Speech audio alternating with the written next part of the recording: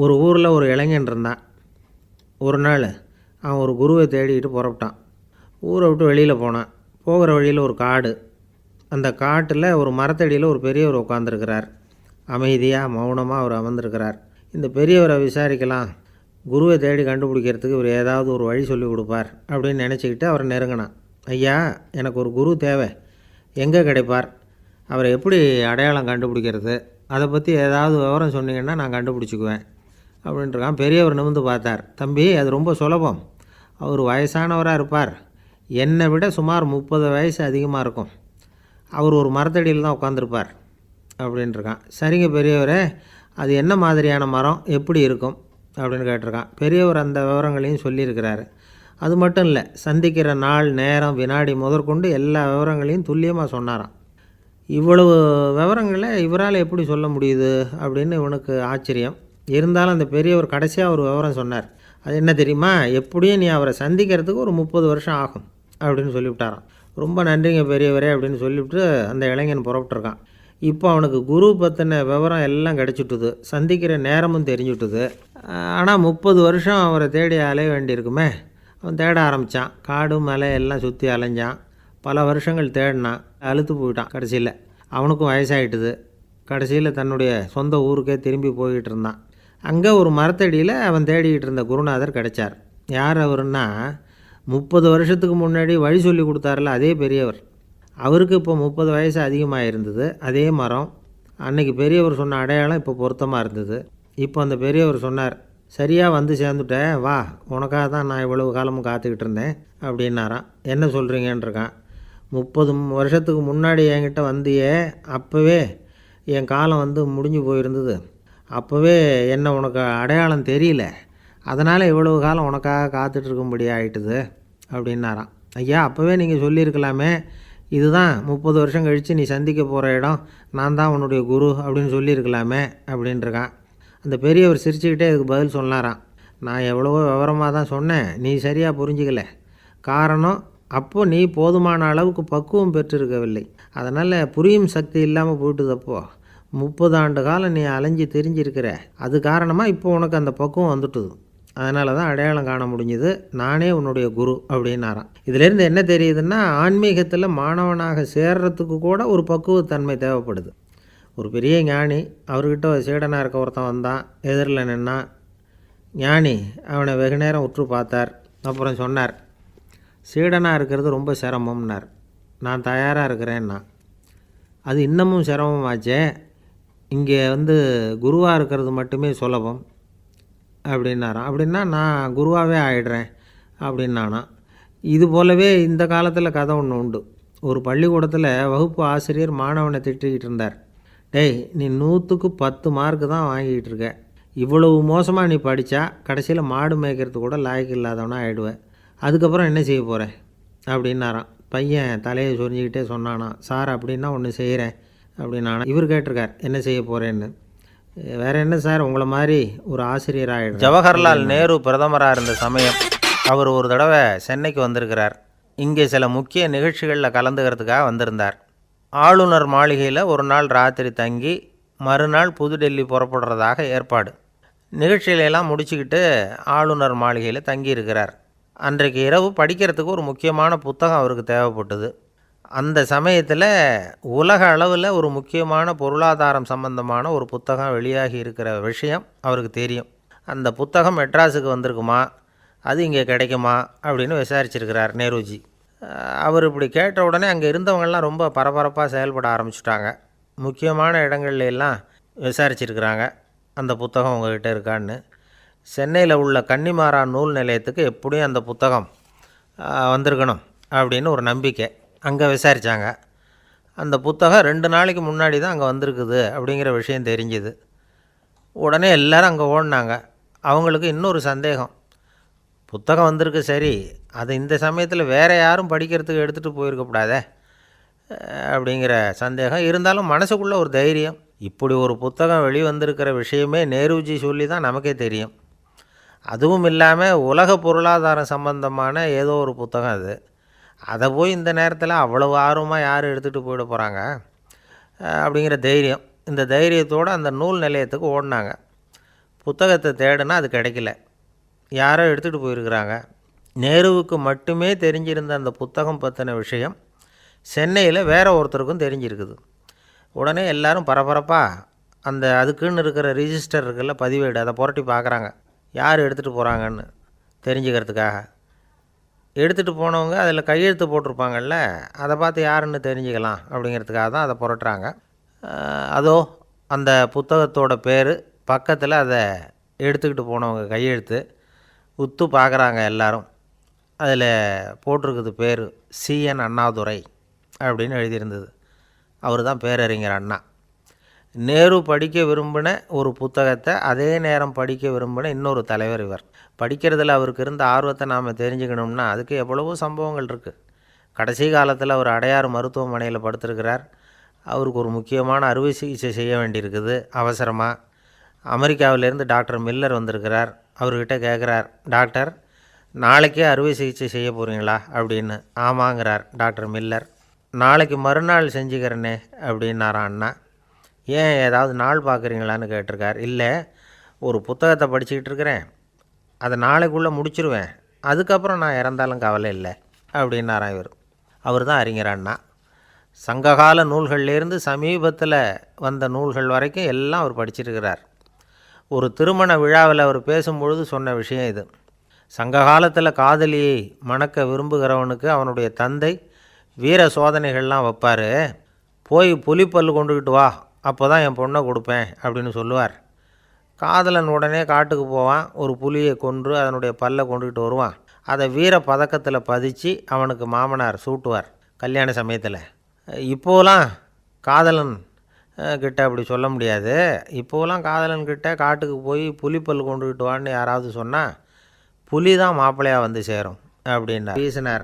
அப்போ என்ன ஆச்சுன்னா, சில விதைகள் வந்து பாதை ஓரத்தில் விழுந்தது, சில விதைகள் முள் செடிகள் மண்டி இருந்த புதருக்கு இடையில் விழுந்தது, சில விதைகள் நல்ல நிலத்தில் விழுந்தது. பாதை ஓரத்தில் விழுந்த விதை என்ன ஆச்சுன்னா, அதெல்லாம் பறவைகள் கண்ணில் போட்டுவிட்டுது. உடனே வந்து உட்காந்து கொத்தி தின்னுட்டு போட்டுது. அதிகமாக மண் இல்லாத பாறை பகுதியில் விழுந்த விதையெல்லாம் லேசாக வேர் விட்டு முளைக்க ஆரம்பிச்சிது. அதுக்கப்புறம் வேர் கீழேயும் ஆழமாக போக முடியல, மேலேயும் சூரிய வெப்பம் அதிகம் தாங்க முடியல, எல்லாம் காஞ்சி கருகி போட்டுது.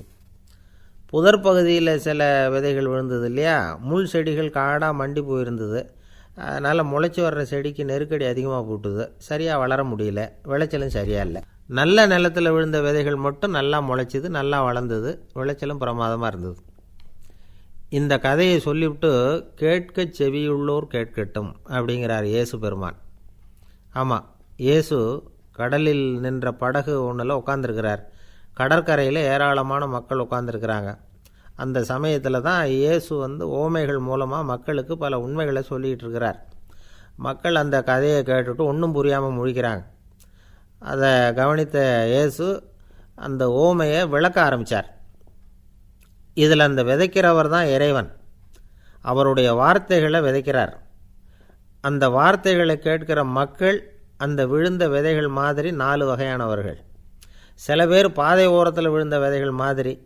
இறைவன் வார்த்தைகளை அவங்க கேட்குறாங்க, ஆனால் தீய எண்ணங்கள் செய்கைகள் மூலமாக விதைக்கப்பட்ட வார்த்தைகள் அழிஞ்சு போடுது. இறைவன் வார்த்தைகளை கேட்ட உடனே மகிழ்ந்து போய் உடனே சில பேர் அதை ஏற்றுக்கிறாங்க. இவங்கெல்லாம் அந்த பாறை பகுதியில் விழுந்த விதைகள் மாதிரி. அதனால் இவங்கெல்லாம் வேறு இல்லாதவங்க, கொஞ்ச காலத்துக்கு இறை வார்த்தைகளுக்கு கீழ்ப்படிந்து நடப்பாங்க. அதனால் ஏதாவது இடைஞ்சல் ஏற்பட்டால் உடனே தடுமாறுவாங்க. தங்கள்கிட்ட இருக்கிற நல்ல பண்புகளை விட்டுட்டு பாவ வழிகளுக்கு போயிடுவாங்க. முள் செடிகளுக்கு இடையில் விழுந்த விதைகள் மாதிரி உள்ளவங்க யாருன்னா, இவங்களுக்கு உலக கவலை உண்டு, செல்வத்தின் மீது மயக்கம் உடையவர்கள். உலக ஆசைகள் இவங்களுக்குள்ளே பூந்துடுறதுனால அங்கே இருக்கிற நல்ல பண்புகள் வந்து மறைஞ்சு போயிடுது. அதனால் அவங்களும் உபயோகம் இல்லாதவங்களாக ஆயிடுறாங்க. நல்ல மனிதர்கள் நல்ல நிலத்தில் விழுந்த விதைகளுக்கு ஒப்பானவர்கள். இவங்க வந்து இறை வார்த்தையை கேட்குறாங்க, அதை ஏற்றுக்கிறாங்க, அவங்களும் நல்லபடியாக வாழுறாங்க, அடுத்தவங்களுக்கும் உபயோகமாக இருப்பாங்க. இதுதான் இயேசு சொன்ன விளக்கம். நல்ல வார்த்தைகளை கேளுங்கள், நல்ல வார்த்தைகளை ஏற்றுக்கொள்ளுங்கள், அடுத்தவங்களுக்கு உபயோகமாக இருங்க. இதுதான் பெரியவங்கள்லாம் நமக்கு சொல்லுகிற உபதேசம். ஒரு அப்பா தன்னுடைய மகனுக்கு உபதேசம் பண்ணார். இதை பாருப்பா, நல்ல வார்த்தைகளை கேட்கணும், எப்போதுமே மகன் வந்து அப்பா பேச்சை கேட்குறது நல்லது. அப்படின்னாராம். நீ ஏதாவது ஒரு தப்பு பண்ணால் என் தலையில் ஒரு முடி நரைச்சி வெள்ளையாக போடும்பா. நீ செய்கிற ஒவ்வொரு தப்புக்கும் என் தலையில் ஒவ்வொரு முடி வெள்ளையாயிடும் அப்படின்னாராம். பையன் யோசித்தான், அப்பா இப்போ தான் எனக்கு புரியுது, தாத்தாவோட தலைமுடி பூராவும் வெள்ளையாக இருக்கிறதுக்கு என்ன காரணம்? நாடு பூராவும் நிறைய மரங்களை நட்டு வளர்க்கணுங்கிறது அவரோட ஆசை. தானே அதுக்கு முன்மாதிரியாக இருக்கணும்னு நினச்சார். அரண்மனையை சுற்றி மரங்களை நட்டு வளர்த்தார். இதை பார்த்துட்டு ஜனங்களும் அவங்கவுங்க வீட்டை சுற்றி மரக்கன்றுகளை நட்டு வளர்த்தாங்க. கொஞ்ச காலத்தில் ஊர் பூரா பசுமையாக மாறிச்சு. எல்லாருக்கும் சந்தோஷமாக இருந்தது. இது ஒரு பக்கம் இருக்கட்டும். இப்போ நான் சொல்ல போகிற கதை வேறு. அதாவது அந்த ராஜா ஒரு நாள் தன்னுடைய அரண்மனையை சுற்றி இருக்கிற விதவிதமான மரங்களை எல்லாம் போய் பார்த்தார். எப்படி இருக்கிறீங்க அப்படின்னு ஒவ்வொரு மரத்துக்கிட்டையும் விசாரித்தாராம். எந்த மரமும் சந்தோஷமாக இருக்கிறதா தெரியல. அதுக்கும் மனசில் ஒரு குறை. முதல்ல ஆலமரத்துக்கிட்ட போனார். அது சொல்லிச்சு, மண்ணா, நான் நல்லா பெருசாக வளர்ந்துருக்கிறேன், அடர்த்தியாக இருக்கிறேன், கிளையெல்லாம் 4 பக்கமும் நல்லா படர்ந்து தான் இருக்குது, இருந்தாலும் எந்த பிரயோஜனமும் இருக்கிறதா தெரியல எனக்கு. என்னுடைய பழம்லாம் ரொம்ப சின்னதாக இருக்குது, என் கண்ணுக்கு சரியாக புலப்பட மாட்டேங்குது. நான் இருக்கிற சைஸுக்கு என்னுடைய கிளையில் இருக்கிற பழம்லாம் எவ்வளோ பெருசாக இருக்கணும், அது இத்தினூண்டு இருக்கிறது எனக்கு பெரிய அவமானமாக இருக்குது. இப்படி இங்கே நின்றுக்கிட்டு இருக்கிறதே ரொம்ப கூச்சமாக இருக்குது. ஒரு நல்ல புயல் வந்ததுன்னா பேசாமல் சாஞ்சு விடலாமான்னு பார்க்குறேன் அப்படின்னு புலம்புது ஆலமரம். சரி இருக்கட்டும்னு நினச்சிக்கிட்டு ராஜா அடுத்தபடியாக ஒரு அத்தி மரத்துக்கிட்ட போனார். அதுவும் புலம்ப ஆரம்பிச்சுட்டுது. நான் கூட பெரிய மரம் தான், இல்லை இலையெல்லாம் அழகாக தான் இருக்குது, பழம் அழகாக இருக்குது, இருந்தாலும் உள்ள விஷயம் இல்லையே, அத்தி பழத்தை புட்டு பார்த்தா அத்தனையும் சொத்தை அப்படின்னு பழமொழியே உண்டாயிட்டுதே, இப்படி ஒரு கெட்ட பேரோடு நான் இருக்கணுமா அப்படின்னு புலம்புது அது. சரி இது இருக்கட்டும் அப்படின்னு சொல்லி அடுத்தபடியாக வேப்ப மரத்துக்கிட்ட போனார். அது தன்னுடைய வேதனையை வெளியிட்டது. எனக்கு எவ்வளவோ மருத்துவ குணங்கள்லாம் இருக்கிறதா சொல்லிக்கிறாங்க, இருந்தாலும் என்ன பிரயோஜனம், என்னுடைய பழத்தை மனிதர்கள் யாரும் விரும்பி சாப்பிட்றது இல்லையே அப்படின்னுது. ராஜா அடுத்தாப்புல இருந்து ஒரு பனை மரத்துக்கிட்ட போனார். நான் நல்லா உயரமாக தான் வளர்ந்துருக்கிறேன், மற்ற மரங்கள்லாம் என்னை அண்ணாந்து தான் பார்க்கணும், இருந்தாலும் என்கிட்ட நிழலுக்காக யாரும் ஒதுங்கிறது இல்லையே அப்படின்னுது. என்ன இது எல்லா மரமும் இப்படி திருப்தி இல்லாமல் இருந்துக்கிட்டு இருக்குதே அப்படின்னு நினச்சிக்கிட்டே ராஜா அடுத்தபடியாக அங்கே இருந்த ஒரு பைன் மரத்துக்கிட்ட போனார். அழகாக உயரமாக பசுமையாக தான் இருந்தது, ஆனால் பழமோ பூவோ கிடையாது. அதை நினச்சி அது வருத்தப்பட்டுக்கிட்டு இருக்குது. ஓக் மரம் அது ஒன்று நின்றுட்டு இருந்தது. அது என்ன சொல்லிச்சுன்னா, இலையுதிர் காலத்தில் என் மேலே இருக்கிற எல்லா இலைகளும் உதிர்ந்து போடுது, முடி கொட்டின மனிதர்கள் மாதிரி மொட்டையாக நான் நிற்க வேண்டியிருக்குது, என்ன வாழ்க்கை இது அப்படின்னு சொல்லி அழுத்துக்கிட்டது. சரி புளிய மரம் என்ன சொல்லுது பார்ப்போம்னு அதுக்கிட்ட போனால், என்னுடைய நிழலில் யாருமே தங்க மாட்டாங்க, உடம்புக்கு சூடுன்னு ஒதுங்கி போயிடுவாங்க, அடிமரத்தை பார்த்திங்கன்னா பட்டையெல்லாம் உறிஞ்சி பார்க்குறதுக்கே கேவலமாக இருப்பேன் அப்படின்னுது அது. முருங்கை மரம் என்ன சொல்லிச்சு தெரியுமா, என்னுடைய இலை காயெல்லாம் சாப்பிட்றவங்களுக்கு சத்து கொடுக்கறது வாசம்தான், ஆனால் என் உடம்புல சத்தே கிடையாது, கொஞ்சம் வேகமாக காற்று அடிச்சதுன்னா முறிஞ்சி விழுந்துடுறேன், என்ன வாழ்க்கை இது அப்படின்னு சொல்லி அது வருத்தப்பட்டது. ராஜா யோசனை பண்ணார், என்ன இது மரங்கள் பூமியின் வரங்கள்னு சொல்கிறோம், மழை பெய்யறதுக்கு அதுதான் காரணம், பூமி செழிப்பாக இருக்கிறதுக்கும் அதுதான் காரணம், வீடு கட்டுறதுக்கு மரம், நாற்காலி செய்ய உபயோகப்படுத்துறதுக்கும் அதுதான் உபயோகப்படுது, மனுஷனுக்கு வேண்டிய ஆகாரங்களையும் கொடுக்குது, இப்படிலாம் இருந்தும் எல்லா மரமும் நிம்மதி இல்லாமல் இருந்துக்கிட்டு இருக்குதே அப்படின்னு நினச்சார். அப்போது அங்கே இருந்த ஒரு மகிழ மரம் அவர் கண்ணில் பட்டுது. அந்த மரம் மட்டும் கொஞ்சம் நிம்மதியாக மகிழ்ச்சியாக இருக்கிறது மாதிரி தெரிஞ்சுது. உடனே ராஜா அதுக்கிட்ட போனார். உனக்கு மனசில் எதுவும் குறை இல்லையான்னு கேட்டார். இல்லை, நான் சந்தோஷமாக தான் இருக்கேன்னு அந்த மகிழ மரம். அப்படியான்னு ஆச்சரியமாக கேட்டார் ராஜா. ஆமாம் மன்னா, இந்த இடத்துல நீங்கள் ஒரு முருங்கை மரத்தையோ வேப்ப மரத்தையோ கூட நட்டிருக்கலாம், ஆனால் இந்த இடத்துல நடுறதுக்கு என்ன தேர்ந்தெடுத்துருக்குறீங்க, அதுவே எனக்கு பெருமை, அதுவே எனக்கு திருப்தி அப்படின்னு தான் மகிழ மரம். மகிழ மரம் சாதாரணமாக தான் இருக்கும், இளம் மஞ்சள் நிறத்தில் பூக்கள், அது காய்ந்தும் மனம் வீசும். மகிழ மரம் மாதிரி மன திருப்தியோடு வாழறதுக்கு நாம் கற்றுக்கணுமா. நாம் இந்த உலகத்தில் ஒரு நாயாவோ நரியாவோ கூட பிறந்திருக்கலாம், மனுஷனாக பிறந்திருக்கிறோம், அதுவே பெருமை தானே. இந்த நிறைவு தான் மகிழ்ச்சியின் ரகசியம். ஒரு பையன் அப்பா கிட்ட போய், அப்பா நீங்கள் இந்த உலகத்தில் ஒரு மனுஷனாக பிறந்தது என்னோட அதிர்ஷ்டம் நானா. ஏண்டா அப்படி சொல்கிறேன்னு இருக்கார் அப்பா. நீங்கள் ஒரு கரடியாக பிறந்திருந்தா இன்னும் நானும் ஒரு கரடி குட்டியாக இருந்திருப்பேன். மீதி பணத்தை எடுத்தார். அதையும் என் கையில் கொடுக்கணும்ல, கொடுக்கல, எதிரில் இருந்த பலகையில் வச்சு எடுத்துக்க சொன்னார். எப்பவும் அவர் அப்படி தான் பண்ணுவார், நானும் எடுத்துக்கிட்டு வந்துடுவேன். இவர் ஏன் இப்படி பண்ணுறாருங்கிறது எனக்கு ரொம்ப நாளாக ஒரு சந்தேகம். ஒரு நாள் அவர்கிட்டயே இதை கேட்டுவிட்டேன். ஏங்க, நீங்கள் உங்கள் கடைக்கு பொருள்கள் வாங்குறவங்களுக்கு நீங்கள் பாக்கி சில்லறையை கொடுக்குறப்போ பலகையில் வச்சு விட்றீங்க, கையில் கொடுக்க மாட்டேங்கிறீங்களே, ஏன் அப்படின்னு கேட்டேன். காசை கையில் கொடுத்தா நம்மக்கிட்ட இருக்கிற லட்சுமி போயிடுவா சார் அப்படின்னார். அதாவது பணம் செலவாயிடும் அப்படின்னு அர்த்தமா. இன்னொரு நண்பர், அவர் ஒரு நாள் வழக்கத்துக்கு மாறாக ரொம்ப சோகமாக உட்காந்துருக்கிறார். ஏங்க என்னாச்சு, ஏன் இப்படி கப்பலே கவிழ்ந்தது மாதிரி உட்காந்துருக்குறீங்க அப்படின்னு கேட்டேன். கப்பலே கவிழ்ந்திருந்தா கூட நான் இப்படி கவலைப்பட மாட்டேன் சார், வேறு ஒன்று நடந்து போச்சுன்னார். என்னன்னு கேட்டேன். என் உச்சந்தலையில் பல்லி ஒன்று விழுந்துட்டுதுன்னார். அதுக்காகவா இப்படி அப்படின்னு ஆச்சரியப்பட்டேன். ஆமாங்க, பல்லி உச்சந்தலையில் விழுந்தால் பலன் என்னன்னு பஞ்சாங்கத்தில் பார்த்தேன், மரணம்னு போட்டிருக்கு அப்படின்னு சொல்லிவிட்டு அவர் தொடர்ந்து கவலைப்பட ஆரம்பிச்சிட்டார். இப்படியும் ஒருத்தர், என் கூட வேலை பார்க்குற ஒருத்தர் எப்படி தெரியுமா, தினமும் வலது காலை வச்சு தான் ஆஃபீஸுக்கு உள்ளே நுழைவார்.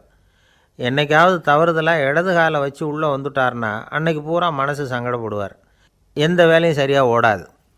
கேரம் போர்டு ஆடுற ஒருத்தர் எப்போ ஆட உட்காந்தாலும் ஸ்ட்ரைக்கரை கை தவறி கீழே விழுற மாதிரி பண்ணி அதுக்கப்புறம் அதை எடுத்துக்கிட்டு ஆட உட்காருவார். ஏன்னா எப்போவும் ஒரு தடவை நிஜமாகவே அது கை தவறி கீழே விழுந்திருக்குது. அன்னைக்கு பிரமாதமாக ஜெயிச்சுட்டார். உடனே ஒரு முடிவுக்கு வந்துட்டார், கை தவறுனா லாபம் அப்படின்னு. அதுக்கப்புறம் அதையே பழக்கமாக்கிக்கிட்டார். பூனை குறுக்க போனால் சகனம் சரியில்லைன்னு நினைக்கிறவங்க உண்டு. ஆனால் ஒருத்தர் எப்படி தெரியுமா, அவர் வெளியில் கிளம்புற சமயம் பக்கத்து வீட்டு ரேடியோவில் மியாவ் மியாவ் பூனை குட்டின்னு பாட்டு சத்தம் கேட்டால் கூட போதும், சகனம் சரியில்லைன்னு பிரயாணத்தை கேன்சல் பண்ணிவிடுவார்.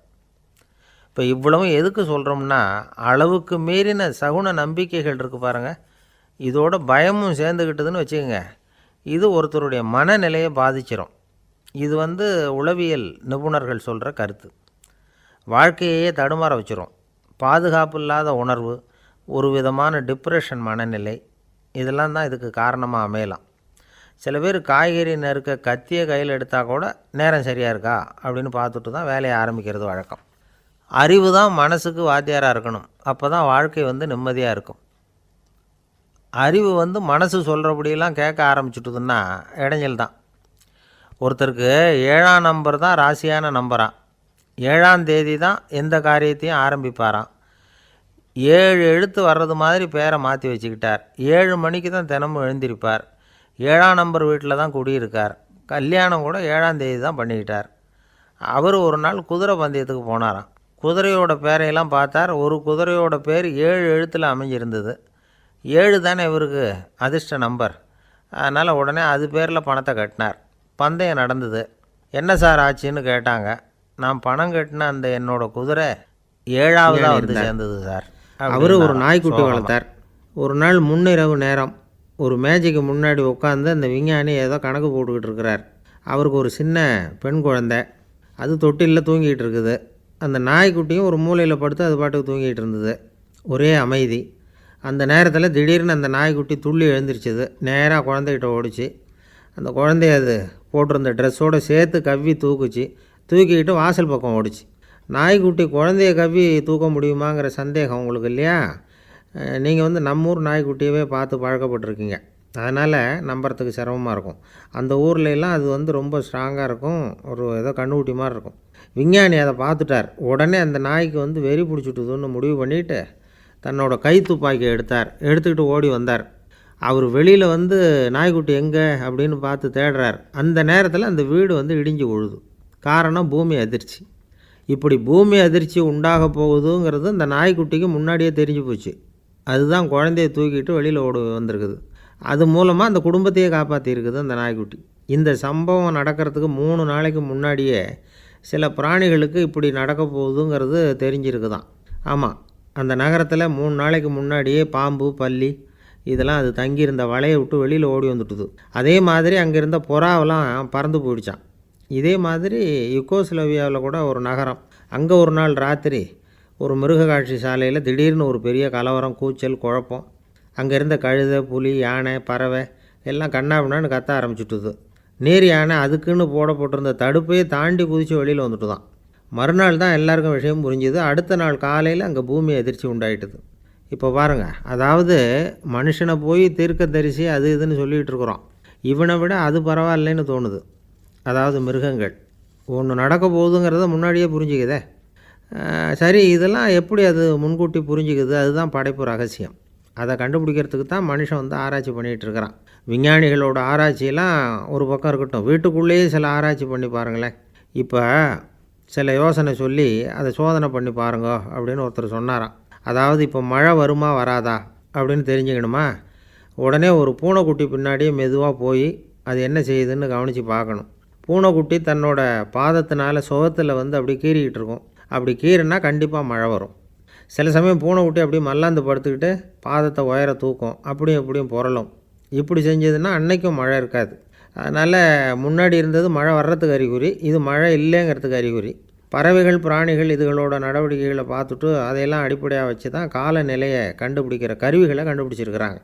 வாத்து இருக்குல்ல, சில சமயம் தன்னோட அலகை தன்னோட இறகுகளில் அப்படியே புதைச்சிக்கும். அப்படி செஞ்சால் குளிர்காலம் வரப்போகுதுன்னு அர்த்தம். பருவநிலை குளிராக மாறப்போகுதுங்கிறதுக்கு இதுதான் அறிகுறி. சிட்டுக்குருவி இருக்குதுல்ல, அதெல்லாம் புழுதியில் உழுந்து புரளும், சிறகுகளை வந்து படபடன்னு அடிச்சுக்கும். அப்படி செஞ்சால் மழை வரப்போகுதுன்னு அர்த்தம். ஒன்று மட்டும் நாம் நல்லா தெரிஞ்சுக்கணும், இயற்கையின் சீற்றம்னு சொல்கிறோம் இல்லையா, இயற்கை ஏன் நம்ம மேலே கோவப்படுது?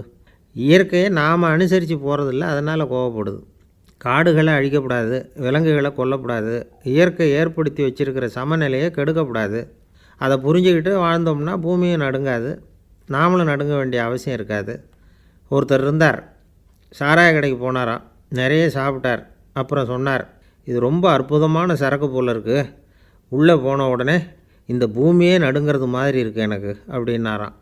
இதுக்கு கடைக்காரர் சொல்லியிருக்கார், நீங்கள் சாப்பிட்டது வெறும் பச்சை தண்ணி தாங்க, இப்போ ஏற்பட்டிருக்கிறது நிஜம் பூமி அதிர்ச்சி. 3 வகைன்னா தெய்வ பக்தி, அடியார்கள் பக்தி, குரு பக்தி. அடியார் பக்தியை விட தெய்வ பக்தியை விட குரு பக்தி தான் ரொம்பவும் சிறந்ததுங்கிறார் அவர். தெய்வத்துக்கிட்ட செஞ்ச பாவம் குருநாதர்கிட்ட தீர்ந்துருமா, குருநாதர்கிட்ட செஞ்ச பாவம் தெய்வத்துக்கிட்ட போனாலும் தீராதான். இப்படி பெரியவங்கள்லாம் சொல்லி வச்சுருக்கிறாங்க. ஒரு காடு, அங்கே அயோத தௌமியர் அப்படின்னு ஒரு தபோதனர், அவர் பல மாணவர்களை ஒன்றா சேர்த்து ஒரு குருகுலம் நடத்திக்கிட்டு இருக்கிறார். பல தரப்பட்டவங்க பல திறப்பட்டவங்க மாணவர்கள் அதில் சேர்ந்து படிச்சுக்கிட்டு இருக்கிறாங்க.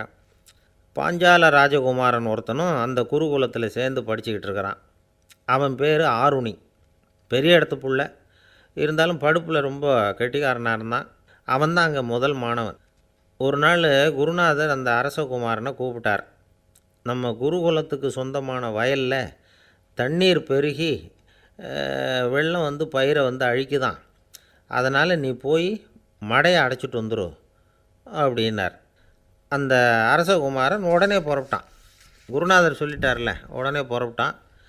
நான் பெரிய இடத்து பிள்ளையாச்சே, ராஜகுமாரனாச்சே, ரொம்ப செல்வாக்கூட வளர்ந்தவனாச்சே, நான் போய் வயலில் இறங்கி வேலை செய்கிறதா அப்படின்னுலாம் அவன் நினைக்கல. குருநாதர் கட்டளையை நிறைவேற்ற வேண்டியது நம்ம கடமை அப்படின்னு நினச்சான். உடனே ஒரு மண்வெட்டியை தூக்கி தோளில் வச்சுக்கிட்டு புறப்பட்டு போயிட்டான். வயலுக்கு போனான். பார்த்தான், தண்ணி கரையை உடச்சிக்கிட்டு வயலுக்குள்ளே ஏகமாக பாஞ்சிக்கிட்டு இருக்குது. இவன் மண்வெட்டியால் களிமண்ணை புல்லோடு சேர்த்து புல் பற்ற மாதிரி வெட்டி வெட்டி போட்டான். இருந்தாலும் மடையை அடைக்க முடியல. தண்ணி அதை மீறி வந்துக்கிட்டே இருக்குது. தண்ணி வந்து வேகமாக வயலுக்குள்ளே போய்கிட்டே இருக்குது. போடுற பத்தையெல்லாம் கரைஞ்சி கரைஞ்சி போயிட்டுருக்கு. இருந்தாலும் இவன் தன்னுடைய முயற்சியை கைவிடலை. வெட்டி வெட்டி போட்டுக்கிட்டே இருக்கிறான். காலையில் அங்கே போனவன் சாயந்தரம் வரைக்கும் இப்படி செஞ்சுக்கிட்டு இருக்கிறான். உடம்பும் மனசும் ரொம்பவும் சோர்ந்து போச்சு. இருந்தாலும் குருநாதர் இட்ட கட்டளையை நிறைவேற்றாமல் இருக்கிறோமேங்கிற ஒரு குறை அவனுக்கு இருக்குது. குரு கட்டளையை நிறைவேற்றாத நான் வந்து இன்னமும் இருக்கணுமா அப்படின்னு யோசனை பண்ண ஆரம்பிச்சிட்டான். என்ன செய்யலாம்னு பார்த்தான். நம்ம குருநாதர் இட்ட பணிக்காக இந்த உடம்பையே தியாகம் பண்ணலாம் அப்படின்னு முடிவு பண்ணான். தண்ணி பாயுதில் அதுக்கு குறுக்க விழுந்து அப்படியே மடையை அடைச்சிக்கிட்டு அப்படியே படுத்துட்டான். இது மற்றவங்களுக்கு தெரியாது. அன்னைக்கு ராத்திரி ஒரு விளக்கு முன்னாடி உட்காந்து குருநாதர் பிள்ளைங்களுக்கு பாடம் சொல்லி கொடுத்துக்கிட்டு இருக்கிறார். முதல் வரிசையில் இருக்கக்கூடிய ராஜகுமாரனை காணலை. நம்ம ஆருணி எங்கே போனா அப்படின்னு சொல்லி மற்ற மாணவர்களை விசாரித்தார். இப்போ அவங்க சொன்னாங்க, சுவாமி அவன் காலையில் வயலுக்கு வந்து மடையை அடைக்கிறதுக்காக போனான், நீங்கள் தான் போக சொன்னீங்க, இன்னும் திரும்பி வரல அப்படின்னு அவர் பையன். குருநாதர் உடனே ஒரு தீவெட்டி எடுத்துக்கிட்டு மாணவர்களை அழைச்சிக்கிட்டு வயலுக்கு போனார். அங்கே போய் பார்த்தா ஆளை காணும். ஆருணி ஆருணின்னு சொல்லி சத்தம் போட்டு கூப்பிட்டு பார்க்குறார். நான் இங்கே இருக்கேன் குருநாதா அப்படின்னு காலுக்கு அடியிலேருந்து ஒரு சத்தம் வருது. குனிஞ்சு பார்த்தா அவன் மடையில் படுத்துருக்குறான். என்னப்பா இதுன்னார். காலையிலேருந்து இந்த மடையை அடைச்சி பார்த்தேன் சுவாமி, முடியல, அதனால் இப்படி குறுக்க படுத்துட்டேன், என்னை தாண்டறதுக்கு பயந்து போய் தண்ணியே தேங்கி நின்றுட்டுது அப்படின்னா. அவனுடைய குரு பக்தியையும் அவனை தாண்டறதுக்கு அஞ்சு நிற்கிற தண்ணி தேக்கத்தையும் பார்த்துட்டு எல்லாரும் ரொம்ப ஆச்சரியப்பட்டு போயிட்டாங்களாம். ஆறுனே எழுந்திரிச்சு வா அப்படின்னு கூப்பிட்டாரான் குருநாதர். அவன் தண்ணீரை பொழந்துக்கிட்டு எழுந்திரிச்சு வந்தானான். அதனால் அவனுக்கு உத்தாலகன் அப்படின்னு ஒரு பேர். உத்தாலகன்னா தண்ணீரை பிளந்தவன் அர்த்தம். அந்த உத்தாலகன் மாதிரி இந்த காலத்து மாணவர்களுக்கும் குரு பக்தி வேணும் அப்படின்னு சொன்னோம் ஒரு பள்ளிக்கூடத்தில். உடனே நிறைய மாணவர்கள் எழுந்திரிச்சு நின்னாங்க. சார், நீங்கள் எங்களை இன்னமும் சரியாக புரிஞ்சுக்கலன்னு நினைக்கிறோம். அன்னைக்காவது ஒருத்தன் அப்படி இருந்தான், இன்றைக்கி ஏகப்பட்ட உத்தாலகர்கள் இருக்கிறோம். எங்கள் வாத்தியார் கட்டளை இட்டால் இப்போவே அது மாதிரி வயலுக்கு போய் மடையில் குறுக்கப்படுத்துக்கிறதுக்கு இந்த வகுப்பில் உள்ள அத்தனை பேரும் தயாராக இருக்கிறோம் அப்படின்னாங்க. அப்படியா அப்படின்னு சொல்லி கேட்டோம் ரொம்ப சந்தோஷமாக. ஒருத்தன் ரொம்ப அடக்கமாக எழுந்திரிச்சான். அப்புறம் சொன்னான், ஆமாம் சார், வகுப்பில் இவர் நடத்துகிற பாடத்தை கேட்டுக்கிட்டு இருக்கிறத விட பேசாமல் போய் மடையில் படுத்துடுறது ஒன்றும் கஷ்டமான காரியமாக இருக்காது. அதனால தான் எல்லோரும் அங்கே நீங்கள் அவசியம் அதில் பேசணும் அப்படின்னு கேட்டுக்கிட்டார் ஒருத்தர். வேணாங்க, 4 பேருக்கு முன்னாடி நிற்கிறதுனா எனக்கு ரொம்ப கூச்சமாக இருக்கும் அப்படின்னாரு இவர்.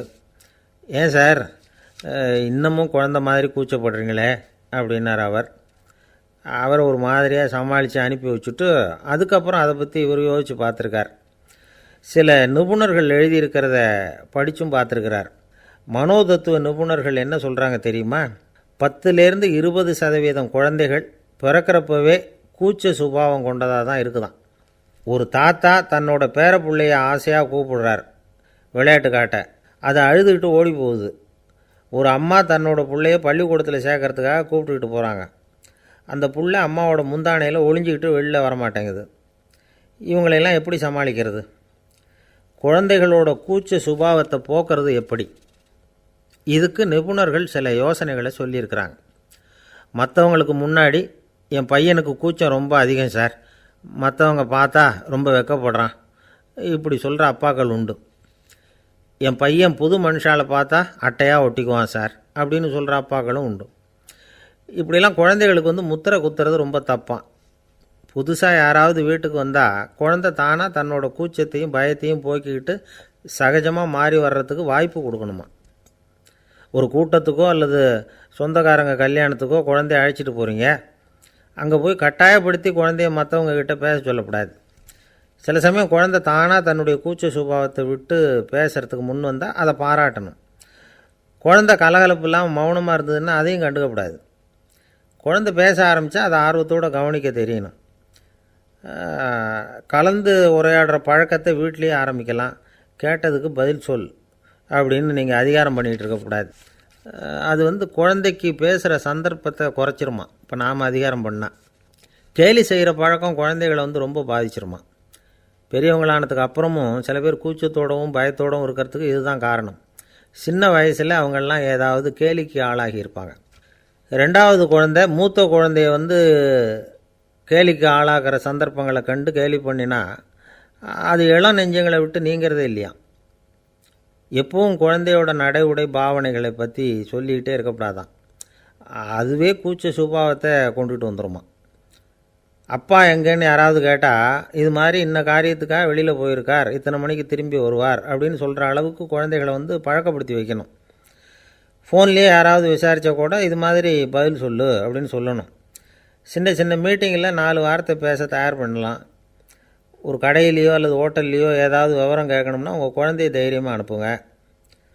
குழந்தைகள் பணிவாகவும் பொறுமையாகவும் விவரம் கேட்குறப்போ கூச்ச சுபாவம் தானாக போயிடும். சின்ன வயசுலேயே இப்படிலாம் பழக்கப்படுத்தினா தான் வருங்காலத்தில் தைரியமாக இந்த சமுதாயத்தில் வாழ முடியும். இல்லைன்னா 60 வயசுலேயும் அடுப்பங்கரையை விட்டு வெளில வர்றதுக்கு கூச்சப்பட்டுக்கிட்டு தான் இருக்க வேண்டியிருக்கும். இந்த காலத்து பிள்ளைங்க எவ்வளவோ பரவாயில்ல, எதுக்கும் தயங்குறதில்ல, கூச்சப்படுறதில்ல. ஒரு அம்மா அடுப்பங்கரையிலேருந்து சத்தம் போட்டாங்க, டேய் ராமு, தயவு பண்ணி அந்த டிவியை நிறுத்துறா, அந்த பெண்ணோட குரல் மகா மோசம், அடுப்பங்கரையில் இருக்கிற என்னாலேயே அதை சகிச்சிக்க முடியல அப்படின்னாங்களாம். உடனே பையன் கொஞ்சம் கூட தயங்காமல் பதில் சொல்கிறான், அம்மா இந்த குரல் டிவியிலேருந்து வரல, அதுக்கு முக்கியமாக தேவைப்படாங்க வந்திருக்கிறாங்க. அவங்க ஒன்று செல்வம், இன்னொன்று அறிவு. சரி, இது 2ல் சிறந்தது எது அப்படின்னு ஒரு கேள்வி கேட்டால் என்ன பதில் சொல்கிறது? இதே கேள்வியை ஹஸ்ரத் அலி அவர்கள்கிட்ட கேட்டாங்களாம். அவர் ஒரு பெரிய அறிஞர். கேள்வி கேட்டவங்களும் சாதாரண ஆட்கள் இல்லை, இவங்களும் அறிஞர்கள். ஒரு நாள் ஹஸ்ரத் அலி அவர்கள்கிட்ட 10 அறிஞர்கள் வந்தாங்களாம். ஐயா, நாங்கள் 10 பேரும் உங்ககிட்ட ஒரே கேள்வியை தான் கேட்க வந்திருக்கிறோம், ஆனால் எங்கள் 10 பேருக்கும் நீங்கள் தனித்தனியாக பதில் சொல்ல முடியுமா அப்படின்னு கேட்டிருக்காங்க. அதாவது அவங்க ஒரே கேள்விக்கு இவர்கிட்ட இருந்து 10 விதமான பதில் எதிர்பார்க்குறாங்க. சரி கேளுங்க, என்ன கேள்வி அப்படின்னார் அவர். அப்போ தான் அவங்க கேட்டாங்களாம், செல்வம் அறிவு இது ரெண்டில் சிறந்தது எது? இதுதான் கேள்வி. ஹஸ்ரத் அலி என்ன பண்ணார் தெரியுமா? அவங்கள ஒவ்வொருத்தராக கூப்பிட்டார், ஒவ்வொரு விதமான பதிலை சொல்லி அனுப்புனார். முதல்ல ஒருத்தரை கூப்பிட்டார், சொன்னார், அறிவுங்கிறது தீர்க்கதரிசிகள், ஞானிகள், மகான்கள் இவங்களோட பரம்பரை சொத்து. ஆனால் செல்வங்கிறது கொடுங்கோலரின் ஆயுதம், அதனால் அறிவு தான் சிறந்தது அப்படின்னார். ரெண்டாவது ஆளை கூப்பிட்டார், உங்ககிட்ட செல்வம் இருந்தால் நீங்கள் தான் அதை காப்பாற்றணும், ஆனால் அறிவு உங்களை எப்பவும் காப்பாற்றும், ஆகவே அறிவு தான் சிறந்தது அப்படின்னார்.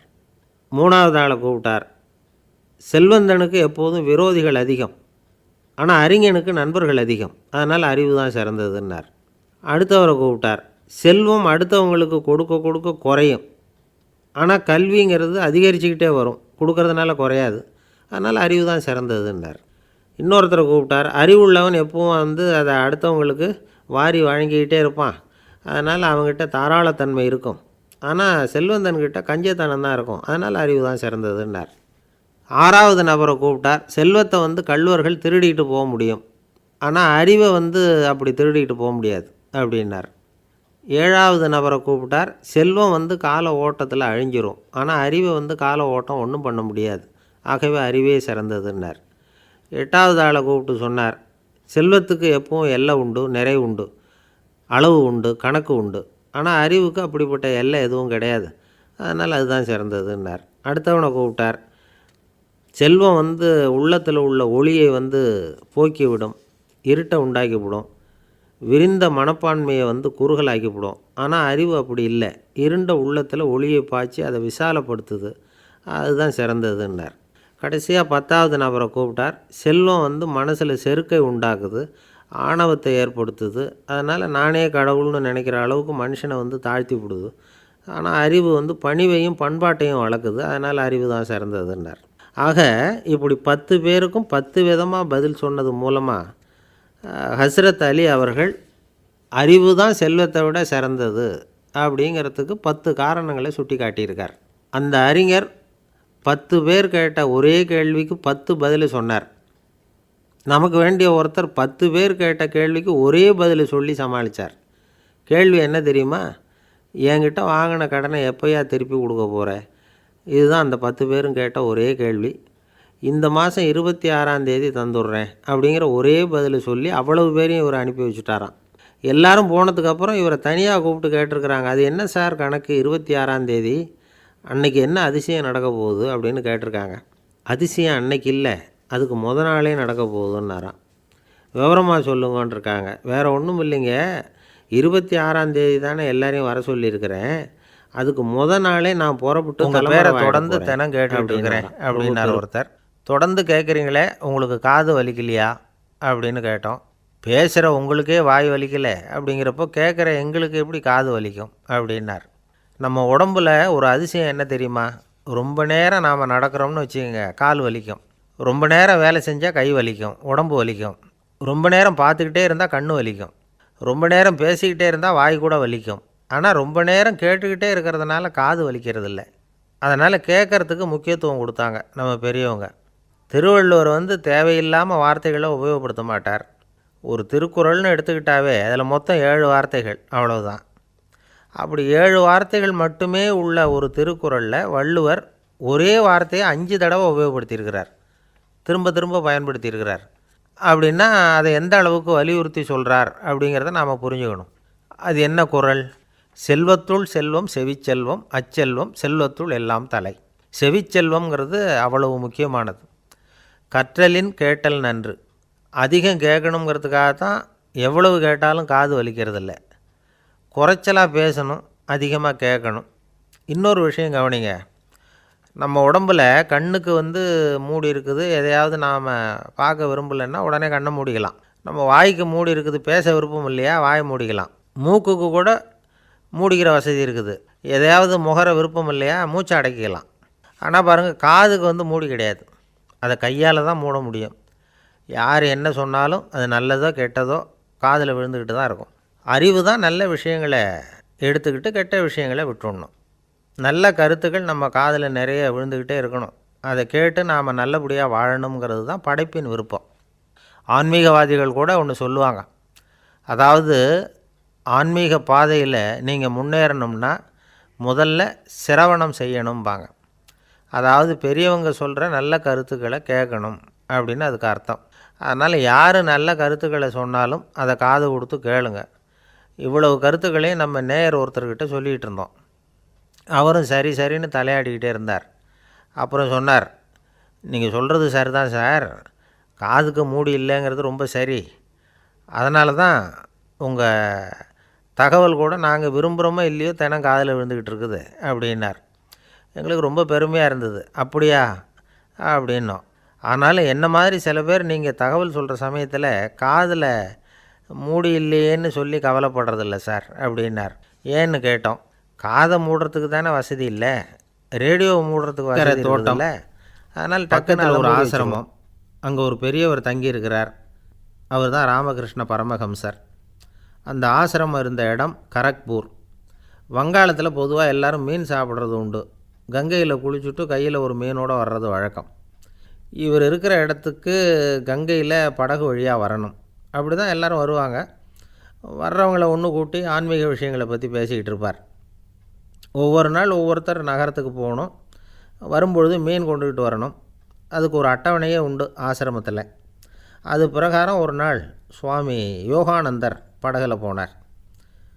படகை செலுத்தினவங்க ராமகிருஷ்ணரையும் சுவாமி யோகானந்தரையும் மற்றவங்களையும் பித்தர்கள் அப்படின்னு சொல்லி ஏளனமாக பேசினாங்க. அவங்க என்ன பைத்தியம் பிடிச்சவங்க அப்படிங்கிறது மாதிரி. சுவாமி யோகானந்தருக்கு ரொம்ப மென்மையான இதயம். இவங்க இப்படி கண்ணாபின்னான்னு பேசுகிறத பார்த்தா மீனை வாங்கிட்டு திரும்புகிறப்போ என்ன நடக்குமோ அப்படிங்கிற பயம் வேறு வந்துட்டுது அவருக்கு. அவ்வளவு மென்மையானவர். இதை தெரிஞ்சுக்கிட்ட ராமகிருஷ்ணர், யோகானந்தா இங்கே வா அப்படின்னு கூப்பிட்டார். இவர் கண்ணீரை தொடச்சிக்கிட்டே கிட்ட போனார். சொன்னார், ஐயா, படகு ஓட்டுறவங்க உங்களை பற்றி மோசமாக பேசுகிறாங்க. என்ன திட்டினா பரவாயில்ல, ஆனால் உங்களை அவங்க திட்டுறாங்க. அதை என்னால் தாங்கிக்க முடியல அப்படின்னார். இதை கேட்டதும் ராமகிருஷ்ணருக்கு கோபம் வந்துட்டு தான். என்னது, உன்னுடைய குருவை பற்றி அவங்க மோசமாக பேசும்பொழுது நீ சும்மா இருந்தியா, வெளியில் போ அப்படின்னு விட்டார். குரு நிந்தனை செய்கிறப்போ அதை கேட்டுக்கிட்டு சும்மா இருக்கலாமா? குரு நிந்தனையை கேட்டால் பாவம் இல்லையா? என்னை தூற்றும்போது அவங்க வந்து பாவம் செய்கிறாங்க. அதை கேட்டுக்கிட்டு நீ சும்மா இருந்தால் நீயும் பாவம் செய்கிற அப்படின்னாராம். அடுத்த நாள் சுவாமி நிரஞ்சனானந்தர் போக வேண்டிய நாள். இவர் படகுல போகும்பொழுதும் அதே மாதிரி நடந்து தான். அவங்க மோசமாக பேச ஆரம்பித்தாங்க, திட்ட ஆரம்பித்தாங்க. அப்படி கேலி பண்ண ஒருத்தனை இவர் என்ன பண்ணார், பலார்னு கன்னத்தில் அரைஞ்சிட்டார். இன்னொருத்தனை கங்கையில் தூக்கி எறியறதுக்கும் தயாராகிட்டார். அதுக்கப்புறம் அவங்க யாரும் வாயை திறக்கலை. மீன் வாங்கிட்டு வர்றப்பவும் படகுல ஒரே அமைதி. அவ்வளவு பயம் அவங்களுக்கு. ராமகிருஷ்ணர் கூப்பிட்டு விசாரித்தார் என்ன நடந்ததுன்னு. இவர் சொன்னார், அவர் யோகானந்தா போகும்பொழுது என்ன நடந்ததோ அப்படியே தான் இப்போவும் நடந்தது. குரு நிந்தனை செய்கிறத கேட்டுக்கிட்டு நான் சும்மா இருப்பேனா? ஒருத்தனை அப்படியே அரைஞ்சுட்டேன், இன்னொருத்தனை ஆற்றுல தூக்கி போட்டுருவேன்னு பயமுறுத்தினேன், அவ்வளவுதான் அப்படின்னாராம். இப்போவும் ராமகிருஷ்ணருக்கு கோபம் வந்துட்டு தான். என்ன இது, அணியறது காஷாயம், இருக்கிறது ஆசிரமம், உனக்கு இவ்வளவு கோபம் வந்ததுன்னா அப்புறம் என்னத்துக்கு ஆசிரமத்தில் இருக்கணும்? பிரம்மச்சாரி எப்பவும் அமைதியாக இருக்கணும் அப்படின்னு அறிவுரை சொன்னாராம் ராமகிருஷ்ணர். அப்போ இவர் கேட்டாராம், ஏங்க அவருக்கு ஒரு விதமான அறிவுரை சொன்னீங்க, எனக்கு வேறு விதமாக அறிவுரை சொல்கிறீங்க, இதில் எது உண்மை அப்படின்னு கேட்டிருக்கார். இதுக்கு ராமகிருஷ்ணர் சொன்ன பதில் என்னென்னா, அட அசடே, சக்கரத்தில் காற்று அதிகமாக இருந்தால் குறைக்கணும், குறைச்சலாக இருந்தால் கூட்டணும். அவன் சாது, அவனுக்கு அதிக உணர்ச்சி தேவை, உனக்கு படபடப்பு அதிகம், உனக்கு பொறுமை தேவை அப்படின்னாராம். இதில் உள்ள கருத்து என்னென்னா, கல்விங்கிறது எப்படின்னா அதை சூழ்நிலைக்கு தகுந்த மாதிரி கற்பிக்கணும். எல்லாருக்கும் ஒரே மாதிரி கற்பிக்கக்கூடாது. கேட்குறவர் தகுதி, புரிஞ்சுக்கிற திறமை, இதை பொறுத்து கல்வி அமையணும். ஆரம்ப காலத்தில் ஒரு குரு, அப்போ ஒரு சீடன் இருந்தான். அது வேடிக்கையான குரு, வேடிக்கையான சீடன். ஒரு ஆசிரமம். ஒரு நாள் ஒருத்தன் அவசரமாக அந்த குருவை தேடி வந்திருக்கிறான். என்ன விஷயம்னு விசாரித்தார் குரு. உங்கள் சீடர் என்னை அடிச்சுட்டார் அப்படின்னு புகார் பண்ணானான் அந்த ஆள். குரு சீடனை கூப்பிட்டார். அடிச்சியா இந்த ஆளை அப்படின்னு கேட்டாரான். ஆமான் இருக்கான் சீடன். ஏன் அடித்தே அப்படின்னு கேட்டாரான். இந்த ஆள் உங்களை பற்றி மட்டமாக பேசிவிட்டான், என்னால் அதை தாங்கிக்க முடியல, அதனால தான் அடிச்சுட்டேன்ருக்கான். அப்படி என்ன பேசினா அப்படின்னு கேட்டாரான். உன்னுடைய குருநாதர் இப்போல்லாம் அர்த்தமில்லாமல் பேச ஆரம்பிச்சிட்டார் அப்படின்னு சொல்லிவிட்டான், அதனால தான் அடிச்சுட்டேன் அப்படின்னானான். அதுக்காக அடித்தே அப்படின்னாரான். நான் அதுக்காக அடிக்கலை குருவே, இப்போல்லாம் நீங்கள் அர்த்தமில்லாமல் பேசுகிறதாக அவன் சொல்கிறான். அப்படின்னா இது வரைக்கும் நீங்கள் அர்த்தத்தோடு பேசினதாகத்தானே. ஊரெல்லாம் சுற்றி பார்த்துட்டு வரலாம். ஒரு நாள் போனார். ஒரு இடத்துல தறி நெசவு வேலை ரொம்ப மும்முரமாக நடந்துக்கிட்டு இருந்தது. ஒரு பெரியவர் தறியால் நெசவு வேலை செஞ்சுக்கிட்டு இருந்தார். பக்கத்தில் ஒரு அழகான பொண்ணு உட்காந்து நூலை சுற்றிக்கிட்டு இருக்குது. ராஜா அந்த பெரியவரை பார்த்து யார் இந்த பொண்ணுன்னு விசாரித்தார். ராஜா அப்படி கேட்டதும் அவருக்கு ரொம்ப பெருமையாக போயிட்டுது. ஏன்னா உட்காந்துருந்தது அவரோட மகள். அரசே, இது என்னுடைய மகள், இவ வேகமாக நூல் திரிக்கக்கூடியவள், வைக்கோலை எடுத்து இவ திரிச்சா கூட அது எல்லாம் பவுனிழையாக வெளியில் வரும் அப்படின்னு ஒரு ராசி இவளுக்கு அப்படின்னு ரொம்ப பெருமையாக ராஜா கிட்ட சொன்னார். ராஜா இதை கேட்டதும் அசந்துட்டார். அப்படியா, இவ்வளவு அழகும் சாமர்த்தியமும் உள்ள இந்த பொண்ணு என்னோட வரட்டுமே, இவளை என் மருமகளாக ஆக்கிக்கிறேன் அப்படின்னார் ராஜா. அந்த பெரியவருக்கு ஒன்றும் புரியல. ஏதோ கொஞ்சம் பெருமையாக சொல்ல போக அது இப்படி ஆகிட்டுதே அப்படின்னு கவலைப்பட்டார். இருந்தாலும் ராஜா பேச்ச தட்ட முடியுமா, மகளை அனுப்பி வச்சுட்டார். ராஜா அந்த பொண்ணை அரண்மனைக்கு அழைச்சிட்டு வந்தார். அங்கே ஒரு அறையில் வச்சு பூட்டி விட்டார்.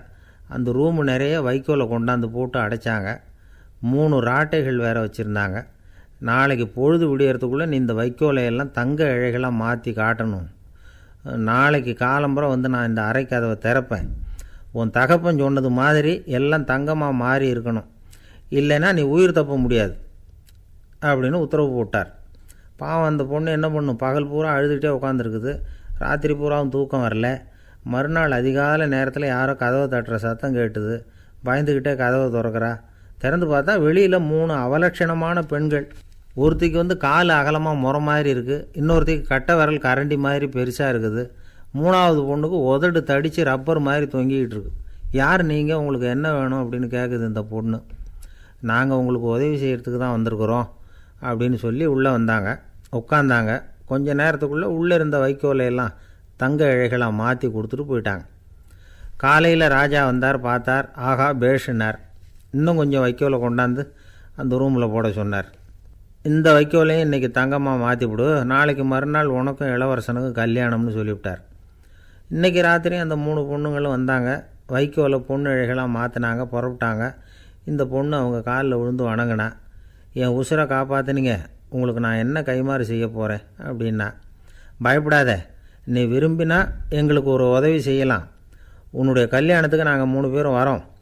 நீ எங்களை வரவேற்று ராஜாக்கிட்டேயும் இளவரசர்கிட்டையும் நாங்கள் உன்னோட பெரியப்பா பொண்ணுங்கன்னு சொல்லி அறிமுகப்படுத்தி வை, நாங்கள் விருந்து சாப்பிட்டுட்டு போயிடுறோம் அப்படின்னாங்க.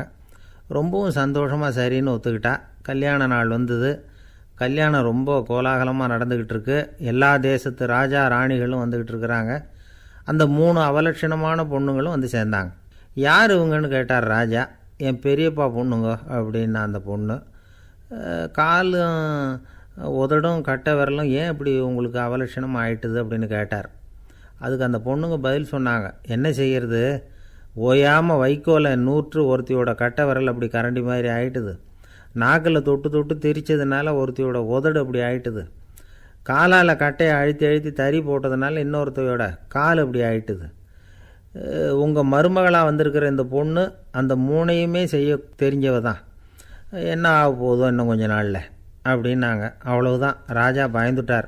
அம்மா, இன்னையிலேருந்து நீ இளவரசனின் மனைவி. நீ எப்பவும் அழகாக இருக்கணும், அதனால் நீ இனிமேல் வைக்கோலை திரிக்கவே கூடாது அப்படின்னு உத்தரவு போட்டார். அவளை இக்கட்டான சூழ்நிலையிலேருந்து காப்பாற்றின அந்த 3 பொண்ணுங்களும் சந்தோஷமாக திரும்பி போயிட்டாங்களாம். சுவாமி சின்மயானந்தர் இந்த கதையை சொல்லியிருக்கிறார். தன்னலம் மறந்து சுயலாபத்தை தியாகம் செய்கிறது வைக்கோல்லேருந்து தங்க இழையை நூக்கிறது மாதிரி அப்படிங்கிறார் அவர். அது இருக்கட்டும், இப்போ நம்ம கதைக்கு வருவோம். ஒரு ராஜா தன்னோட மகனுக்கு சுயவரம் நடத்தினார். எல்லா தேசத்திலிருந்தும் ராஜகுமாரர்கள் வந்திருந்தாங்க. ராஜகுமாரியை கல்யாணம் பண்ணிக்கலாம்ங்கிற ஆசையில் சுயம்பர மண்டபத்திலேருந்து எல்லா ராஜகுமாரர்களும் அலறி அடிச்சுக்கிட்டு வெளியில் ஓடி வந்துக்கிட்டு இருக்கிறாங்களாம். ஏன் இப்படி எல்லாரும் மிரண்டு போய் ஓடி வர்றாங்கன்னு கேட்டார் ஒருத்தர். அதுக்கு இன்னொருத்தர் விவரம் சொன்னார்.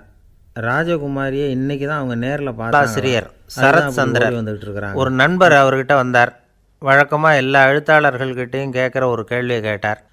நீங்கள் எழுத்துத்துறைக்கு வந்தது எப்படி? இதுதான் கேள்வி. அதை தெரிஞ்சு என்ன பிரயோஜனம்னார் சரத் சந்திரர். சும்மா சொல்லுங்களேன், தெரிஞ்சுக்கிறேன் அப்படின்னார் வந்தவர். சரி சொல்கிறேன்னு ஆரம்பித்தார். நான் ரங்கூனில் வேலை பார்த்துக்கிட்டு இருந்தேன். சம்பளம் பத்தில் வேலையும் பார்த்துக்கிட்டு ஒரு பலசரக்கு கடை வைக்கலாம்னு நினச்சேன். என்னால் மளிகை கடை வச்சு சரியாக நடத்த முடியுமாங்கிற சந்தேகம் என் மனைவிக்கு.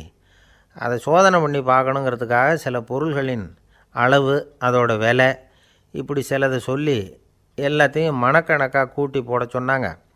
என்னால் சரியாக கூட்டி சொல்ல முடியல. உங்களால் மளிகை கடை நடத்த முடியாதுன்னு சொல்லிவிட்டாங்க. உடனே என்ன பண்ணுறது, வேறு வழி இல்லை, கதை எழுத ஆரம்பிச்சிட்டேன் அப்படின்னார். கேட்டவருக்கு சிரிப்பு வந்துட்டு தான்.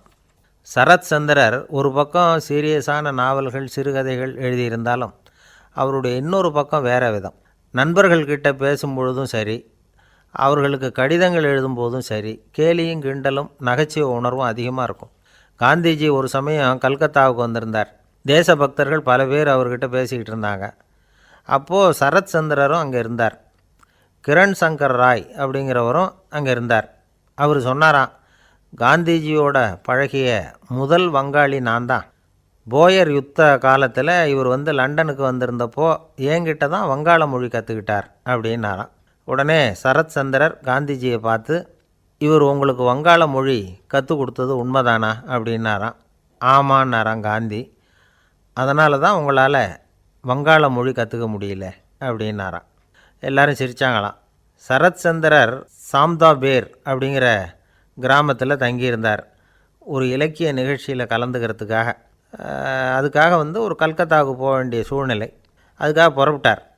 அந்த சமயத்தில் பின்னாடி இருந்து யாரோ அவரை கூப்பிட்டாங்க. இப்படி கூப்பிட்டவரை பார்த்து இன்னொருத்தர் யாரோ அதட்டி இருக்கிறாங்க. போகிறவரை ஏன் இப்படி கூப்பிடுறீங்க அப்படின்னு. ஏன் கூப்பிட்டா என்னன்னு கேட்டிருக்கார் சரத் சந்திரர். புறப்படுறவங்கள பின்னாடி இருந்து கூப்பிடுறது அபசகுனம், போகிற இடத்துல ஏதாவது ஆபத்து வரலாம் அப்படின்னு அதுக்கு விளக்கம் கொடுத்துருக்கிறார் அவர். உடனே சரத் சந்திரர் சொன்னாராம், இதோ இவங்க என்னை இலக்கிய கூட்டத்துக்கு அழைச்சிட்டு போகிறாங்களே, இதை விட வேறு என்ன ஆபத்து வந்துட போகுது அப்படின்னாராம். இப்படி சரத் சந்திரருக்கு இயல்பாகவே நகைச்சுவை உணர்வு உண்டு. அவருடைய நண்பர் ஒருத்தர் வீட்டுக்கு கூப்பிட்டுருந்தார். அங்கே ஒரு கச்சேரிக்கு ஏற்பாடு பண்ணியிருந்தாங்க. சரத் சந்திரருக்கு இயல்பாகவே கச்சேரியில் நீண்ட ஆலோசனையெல்லாம் கேட்குறதுக்கு பொறுமை இருக்காது. அதனால் மெதுவாக பாட போகிறவர் எப்படி அப்படின்னு கேட்டிருக்கார். அவருக்கு ரொம்ப நல்லா பாட தெரியும் அப்படின்னு சொல்லியிருக்கிறாங்க. அதுக்கு சரத் சந்திரர், பாட தெரியுங்கிறது சரி, பாட்டை நிறுத்த தெரியுமா அதை சொல்லுங்கள் முதல்ல அப்படின்னாராம்.